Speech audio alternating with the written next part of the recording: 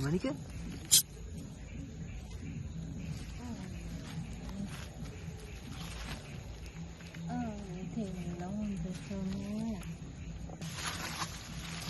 කතා කරලා එයාත් ගෙනත් දුන්නා මම යෝගට් අම්මලා ඒවත් ගෙනත් දුන්නා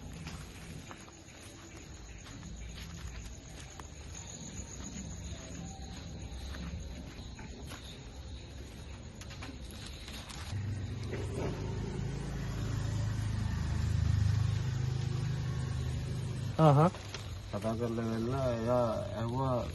කාට හරි කමන්නේ සල්ලි නෙමෙයි මොනවා හම්බ කරත් ඒක අවුලක් නැහැ මෙයා දෙයිලා මොනවද වෙනවද